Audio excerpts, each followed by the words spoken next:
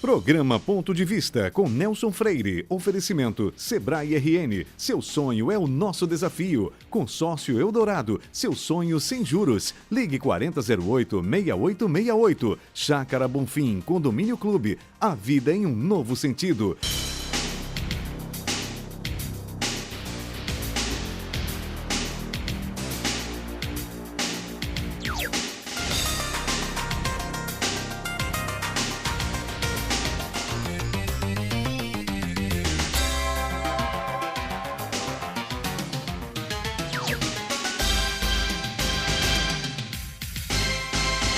A sociedade vem assistindo ultimamente a um festival de violência envolvendo crianças e adolescentes. Ora, eles são vítimas de adultos inescrupulosos, geralmente da própria família. Outras vezes, eles se transformam em algozes, quase sempre induzidos pelas drogas, protagonizando ações condenáveis que vão de assaltos e agressões até aos assassinatos mais frios.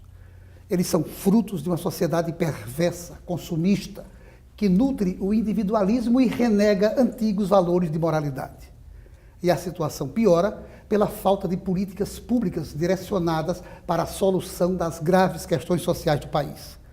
O que se constata pela simples observação do nosso ridículo IDH. E também pelo pior dos males, a falta de uma política educacional que forge os cidadãos para o futuro. Enfim, uma constatação. Já está mais do que na hora de se resolver essas anomalias. Afinal, os problemas das nossas crianças e dos adolescentes já começam a ferir a própria dignidade nacional. E é para tratar desse tema tão delicado e tão atual que conosco, do ponto de vista de hoje, eu recebo o Dr. José Dantas, juiz da primeira vara da Infância e Juventude, a quem desde já agradeço por ter aceitado o convite de pronto para participar conosco desse programa, que eu tenho certeza você, telespectador, vai achar extremamente oportuno e importante. Doutor José Dantas, muito obrigado mais uma vez. Nós é que agradecemos o convite também, Nelson. E eu queria saber o seguinte, o nosso Estatuto da Criança e do Adolescente, há quanto tempo ele foi instituído no Brasil? Ele é de julho de 1990, portanto, 23 anos praticamente, de Estatuto da Criança e do Adolescente, em vigência no Brasil. Quando ele surgiu, foi como um marco, né, de uma era que nós estávamos abrogando mesmo e transformando para um novo sistema que depositava em crianças e adolescentes direitos, que nós chamamos como pessoas sujeitos de direitos, que pudessem ter, de fato, uma intervenção, um atendimento diferenciado do que tinha até então. Então, o Estatuto foi, de fato, e ainda é uma legislação muito boa, não é perfeita, mas é muito boa, e que trouxe avanços nessa área.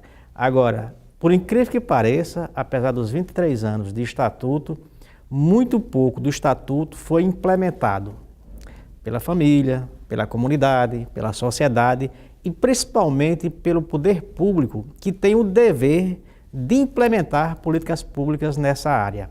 Sem uma coordenação pública, dificilmente a iniciativa privada por si só irá resolver o problema. Com a sua vasta experiência, eu queria saber quais são os maiores problemas exatamente da vara de infância e juventude. Exatamente, mais ou menos, complementando a primeira resposta e a primeira pergunta que eu respondi, e aos poucos a gente vai complementando-a, é o juiz aplicar uma medida, por exemplo, ou socioeducativa, ou uma medida protetiva a uma criança ou um adolescente, e não ter para onde encaminhá-lo. Por exemplo, hoje nós juízes da infância e juventude, nós aplicamos uma medida socioeducativa a um adolescente que cometeu um ato infracional, quer seja grave ou não, aplica, por exemplo, uma internação, que é a privação de liberdade para um adolescente em conflito com a lei ou infrator, e nós não temos para onde encaminhá-lo. O adolescente comete um homicídio, por exemplo, e nós não temos para onde fazer a intervenção, o atendimento, e nós nos sentimos na obrigação de liberar esse mesmo adolescente para uma medida em meio aberto. Isso do lado do adolescente infrator. ou no lado da criança ou do adolescente que é vítima do sistema, tem os seus direitos violados, e às vezes nós encaminhamos também com medida de protetiva aí do outro lado, vendo a criança e adolescente como vítima, nós encaminhamos para um sistema de garantia com medida de proteção e também não tem políticas públicas adequadas, direcionadas também para atendê-los. Sequer um acolhimento é feito para que se possa fazer a intervenção nessa família.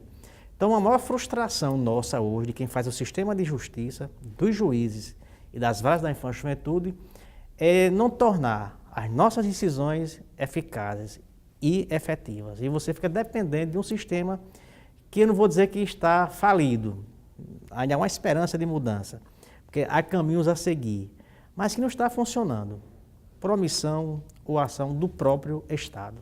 Quando eu falo Estado, realmente. Incluo também o município. É uma pena. O que é lamentável. É muito lamentável. Qual a importância dos conselhos tutelares? Os conselhos tutelares são hoje órgãos autônomos, independentes, e são municipais, que surgiram com o advento do Estatuto. Nós não tínhamos até 1990 a figura do Conselho Tutelar e dos conselheiros tutelares. E todo o sistema praticamente se resumia no juiz de então, o juiz de menores, que nós chamávamos juiz de menores, não é mais juiz de menores, né? É o juiz da infância e juventude, mas todo o sistema se resumia no juiz de menores. Era como se o juiz fosse um salvador da pátria, pudesse transformar a sociedade com um simples despacho ou uma decisão. E isso se mostrou inviável durante todo o tempo. Se acumulou problemas, a justiça por si só também não conseguiu resolver esses problemas, e o Estatuto trouxe várias mudanças, inclusive de filosofia, de mudanças do atendimento, e criou vários outros órgãos. Dentre eles, criou também os conselheiros tutelares. Os conselheiros tutelares, que são órgãos autônomos, independentes, inclusive administrativamente e financeiramente, que têm como missão atender crianças e adolescentes que tiveram seus direitos violados. Então, é um sistema novo, no qual integra esse sistema de garantia e tenta restaurar direitos que foram violados. Por exemplo, uma criança que está sendo violentada em casa. Se o conselheiro tomar conhecimento ou alguém levar essa notícia ao conselho, ele chama a família, chama a criança ou adolescente e toma algumas decisões administrativas de encaminhamentos aos pais, a serviços de atendimentos especializados, como dependência química, na área de saúde, na área de educação, em diversas áreas cujos direitos fundamentais devam ser assegurados. Então, os conselhos tutelares são órgãos hoje importantíssimos nesse sistema e que têm um papel fundamental, que deve também ter o apoio para que possam funcionar. E aos poucos criou-se a cultura hoje do conselho tutelar, dos conselheiros tutelares fazendo a intervenção. E isso vem surtindo um efeito enorme, porque, por exemplo, nós temos o número 100, que é um número de denúncias, que é um número nacional, que eles recebem a notícia de violação de direitos e redistribuem com os estados, devolve para os estados para resolver os problemas. E aí o órgão que recebe essas notícias são exatamente os conselhos tutelares e que faz a redistribuição para os outros órgãos do sistema, como o Ministério Público, a Vara da Infância, a Defensoria Pública ou até mesmo órgãos de assistência social do município ou do estado. Eu sei que você é muito religioso e tem uma ação muito importante dentro da igreja. A pergunta é a seguinte: a família e a igreja, qual o papel, principalmente a igreja nesse caso, que pode desempenhar para buscar solução sobre tantos problemas que estão acontecendo exatamente com as crianças e com os nossos adolescentes? Qual seria o papel para poder ajudar essa situação que está criada? Ao meu ver, tem um papel fundamental também como entidade, não do poder público, mas e não também uma ONG, como disse o Papa, né? O Papa disse: olha, nós não queremos que as igrejas sejam ONGs, organizações não governamentais, e só façam assistência social. Essa assistência social é fundamental também que a igreja faça. Agora, a missão principal da igreja é trabalhar o lado espiritual. E eu acredito que se a igreja se voltar para a juventude, como fez o Papa agora na Jornada Mundial da Juventude no Rio de Janeiro, agora recentemente, e nós assistimos, se a igreja se voltar para fortalecer o jovem na sua parte, principalmente espiritual, e dignidade da pessoa humana, já estará fazendo um bom trabalho. Quando eu digo assim, é essencial e fundamental, porque o homem tem várias dimensões. Por exemplo, eu costumo dar um testemunho e dizer que eu pautei a minha vida em 3 dimensões: a dimensão espiritual, a dimensão da família e a dimensão do trabalho. E procuro equilibrar essas 3 dimensões para que uma não sobreponha-se à outra. E eu vejo que essa dimensão espiritual é fundamental na vida das pessoas. Por exemplo, você recuperar um dependente químico. Tem várias filosofias de atendimentos, como, por exemplo, trabalhar com um tripé. Tem uma entidade aí que trabalha o tripé. Trabalho, conscientização e espiritualidade, por exemplo. Quando falta a espiritualidade, fica capenga, nem sempre surte o efeito desejável.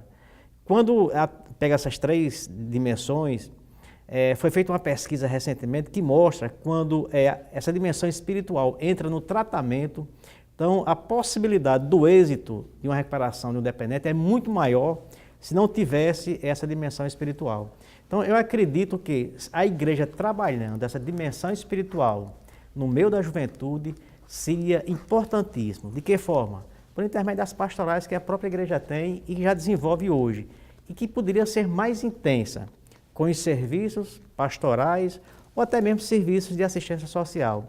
Não que fosse essencial, porque quem deve fazer isso era o poder público e a sociedade, mas que a igreja se preocupasse também e principalmente com a parte espiritual. Eu acredito que seria uma das respostas e dos apoios mais importantes que a igreja poderia dar, principalmente para a juventude que tem sede, né, de conhecer Deus. E na hora que você conhece Deus, você pensa 2 vezes antes de qualquer uma outra decisão que vai contrariar o que você acabou de dizer, os valores sociais, familiares, morais da sociedade. Certamente. Não saia daí, nós voltamos em instantes para o nosso segundo bloco.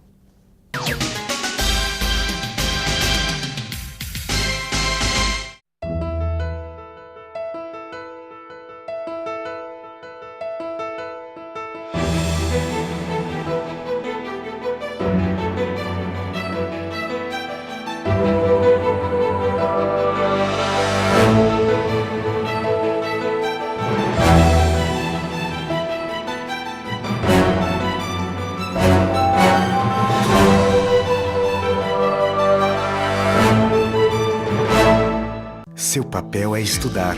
O nosso é tornar possível seus estudos. Seu papel é dirigir com responsabilidade. O nosso é tornar possível o seu carro. Seu papel é decidir viver junto para sempre. O nosso é tornar possível o futuro de vocês dois. Seu papel é amar seus filhos. O nosso é tornar possível o lar da sua família. Consórcio Eldorado. Há 30 anos, o nosso papel é tornar possível. Imperdíveis Ecocil. Imóveis com seu jeito nas melhores localizações, em condições jamais vistas. Chegou a hora de fazer o melhor negócio da sua vida. Visite agora mesmo a central de vendas e aproveite os nossos super descontos.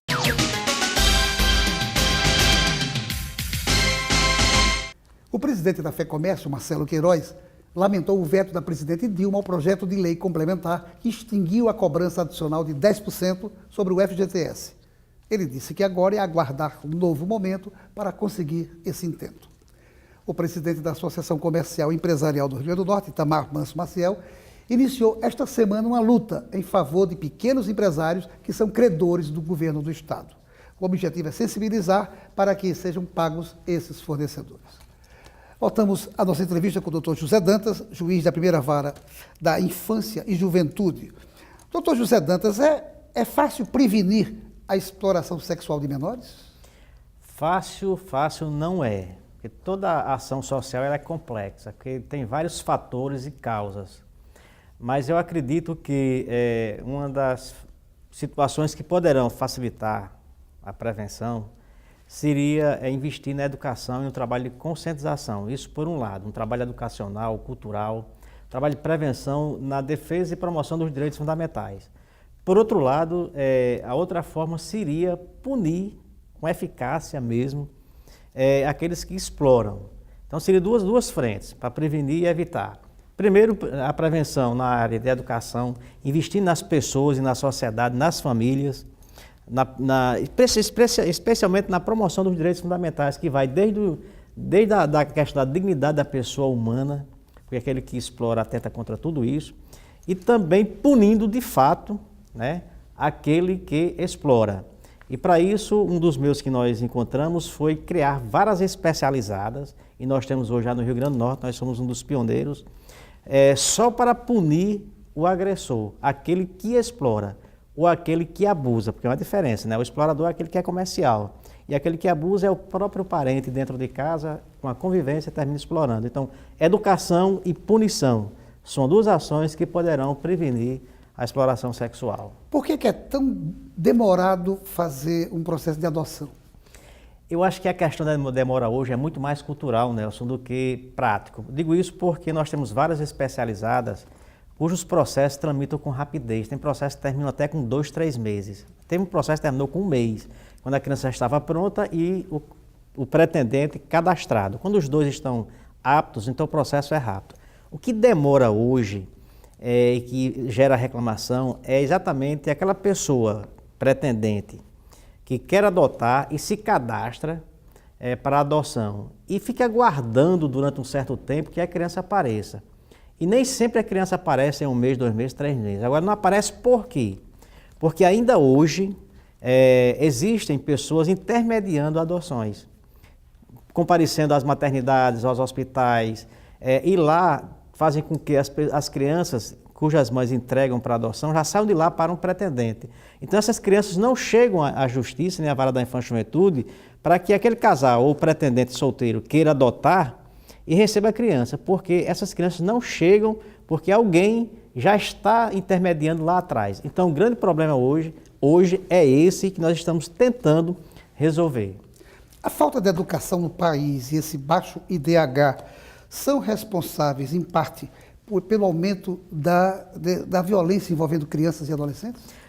Eu não tenho a menor dúvida, porque a educação, a cultura, esporte, lazer são direitos fundamentais. Na hora que esses direitos são violados, ou dentro da própria família, ou na comunidade, ou na sociedade, ou pelo próprio poder público com a ausência de políticas públicas, eu não tenho a menor dúvida que a ausência e a promoção da educação, da cultura, do esporte, do lazer, na profissionalização, proteção no trabalho, fere a dignidade da pessoa humana e isso gera violência. Nós acabamos de assistir essa semana, por exemplo, um filho de um casal de policiais em São Paulo que matou os 2 pais, o avô, e se matou.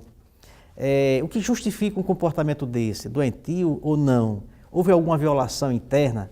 Então, eu acho que tudo isso são causas complexas que devem passar por uma reflexão. Agora, eu não tenho a menor dúvida, pelo país que eu conheço e pela experiência que nós temos à frente de uma justiça especializada, que a ausência de políticas na área de educação, saúde, esporte, cultura, sim causas de violência contra crianças e adolescentes, ou até mesmo tendo os adolescentes como protagonistas. Não seria o caso também de se fazer uma revisão do ECA, que já tem 23 anos?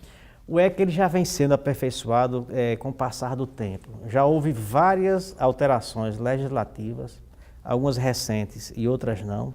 E recentemente nós tivemos 2 alterações que foram significativas. A primeira foi uma que alterou o direito fundamental à convivência familiar e comunitária e tratou exatamente da adoção em si, que nós chamamos da Lei de Adoção, que é de 2009. E no ano passado, no mês de janeiro, nós tivemos uma nova lei aprovada que alterou o Estatuto, que é o Sistema Nacional de Atendimento Socioeducativo, voltada essa última lei para o adolescente que comete ato infracional.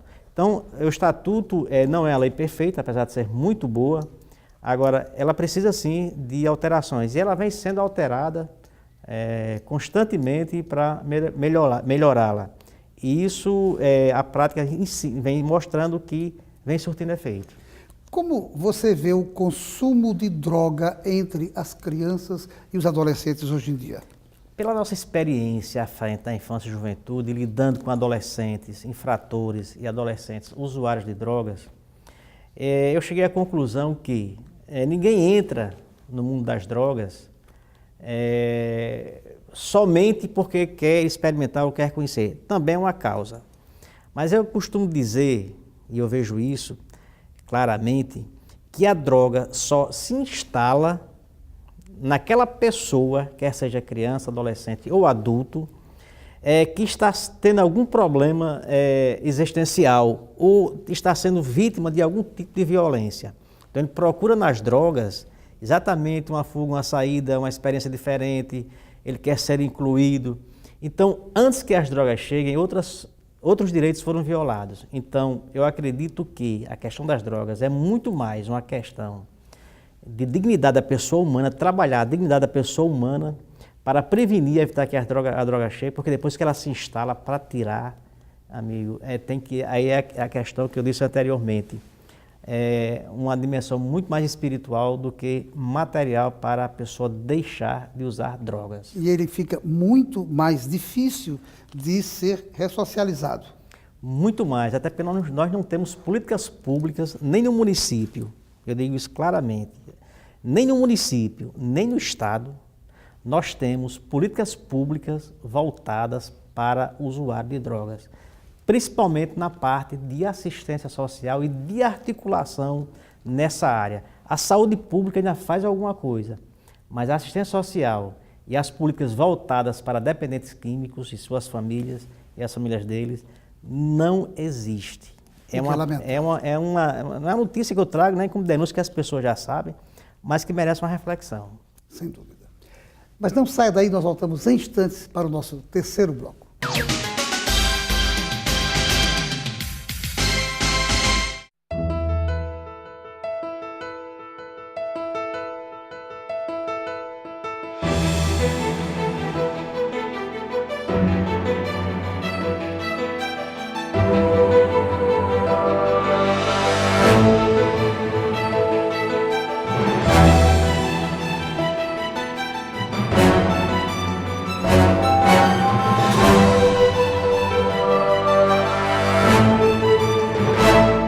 Seu papel é estudar, o nosso é tornar possível seus estudos. Seu papel é dirigir com responsabilidade, o nosso é tornar possível o seu carro. Seu papel é decidir viver junto para sempre. O nosso é tornar possível o futuro de vocês dois. Seu papel é amar seus filhos. O nosso é tornar possível o lar da sua família. Consórcio Eldorado. Há 30 anos, o nosso papel é tornar possível. Imperdíveis Ecocil. Imóveis com seu jeito nas melhores localizações, em condições jamais vistas. Chegou a hora de fazer o melhor negócio da sua vida. Visite agora mesmo a central de vendas e aproveite os nossos super descontos.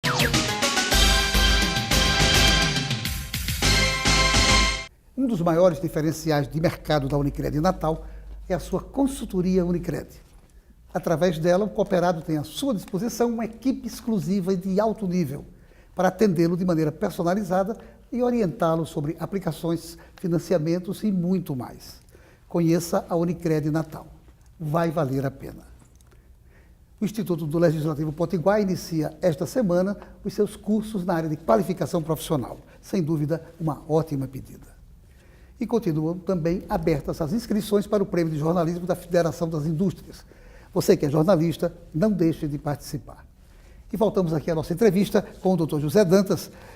Dr. José Dantas, com relação à Fundac, o que é que o Estado tem feito para recuperar os SEDUCs? É lamentável o que eu vou dizer agora, mas nada. Há 2 anos que nós lutamos com o Estado, discutimos, sentamos, e infelizmente é frustrante essa relação, porque não há projetos voltados para isso e nem recursos, segundo eles. E eu acho que é falta de prioridade. Então, hoje, infelizmente, nada. E o acolhimento dos menores nas casas de passagem? É outra situação complexa, porque já faz parte do município. É um dever, uma obrigação municipal, o atendimento a crianças e adolescentes que devam ir para uma unidade de acolhimento. E também hoje, no município, deixa muito a desejar, porque não está tendo a prioridade que deveria ter também no plano municipal. A certeza da imunidade motiva a criança e o adolescente a praticar crimes? Olha, Nelson, a impunidade também é uma das causas, não é a principal, mas é uma das causas que fazem com que um adolescente também cometa um ato infracional. Eu não tenho a menor dúvida que um adolescente, sabendo que o estatuto é eficaz, que tem uma medida para ele, e às vezes medidas severas, como a privação de liberdade, mas sabendo que o juiz vai aplicar essa medida e não tem para onde mandá-lo, eu não tenho a menor dúvida que isso o motiva a cometer outros atos infracionais. Isso não faz com que talvez fosse interessante se pensar na possibilidade de alterar a maioridade penal para os 16 anos? Por esse motivo eu discordo, porque nós queremos mudar uma lei que não foi ainda devidamente implementada e punir o adolescente. Então você está substituindo uma política pública. Você diz, não, já que eu não posso ter uma unidade para colocar um adolescente cometer um ato infracional grave, eu vou reduzir a idade pelo sistema penitenciário. Então você está punindo o adolescente e absolvendo o Estado. Deveria ser o contrário. A gente devia punir o Estado que não aplica as políticas públicas e manter o que nós temos, que é muito bom. E qual a sua opinião sobre o Estatuto da Juventude, que foi recentemente sancionado pela presidente Dilma? Eu acho que é um avanço. O Estatuto da Juventude é um avanço. Agora, o que me preocupa é que as legislações chegam com várias políticas públicas e o próprio governador, o prefeito, o presidente, inclusive a presidência que sancionou, diz é muito difícil de cumpri-lo. E às vezes é uma lei que vem e não, como diz o ditado popular, não pega. É muito bom, é bom também o Estatuto da Juventude.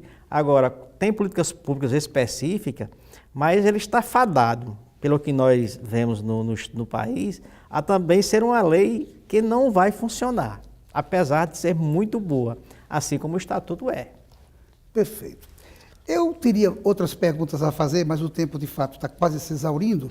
Eu queria, no tempinho que nos resta, primeiro colocar as suas considerações finais e além de agradecer por a sua vinda ao nosso programa, e depois das suas considerações finais eu quero lhe presentear com um brinde da Casa do Nordeste.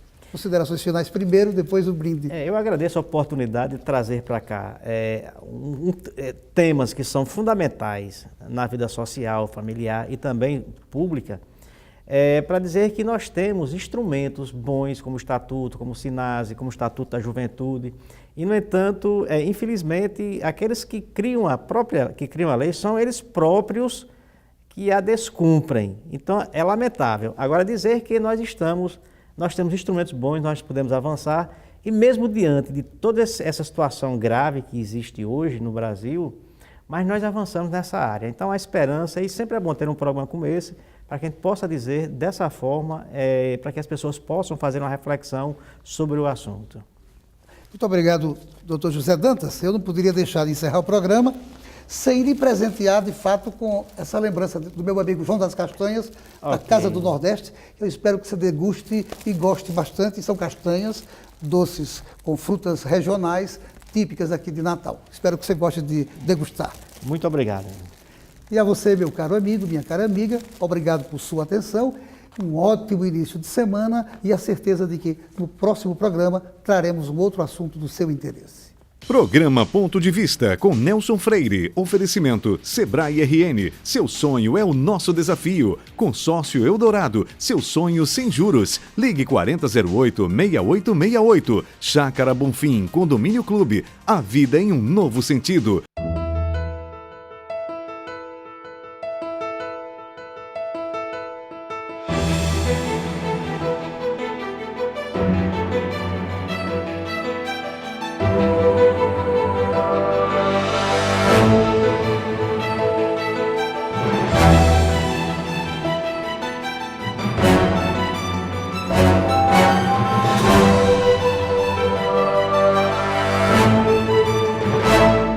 Seu papel é estudar, o nosso é tornar possível seus estudos. Seu papel é dirigir com responsabilidade, o nosso é tornar possível o seu carro. Seu papel é decidir viver junto para sempre, o nosso é tornar possível o futuro de vocês dois. Seu papel é amar seus filhos, o nosso é tornar possível o lar da sua família. Consórcio Eldorado, há 30 anos, o nosso papel é tornar possível. Imperdíveis Ecosil. Imóveis com seu jeito nas melhores localizações, em condições jamais vistas. Chegou a hora de fazer o melhor negócio da sua vida. Visite agora mesmo a central de vendas e aproveite os nossos super descontos.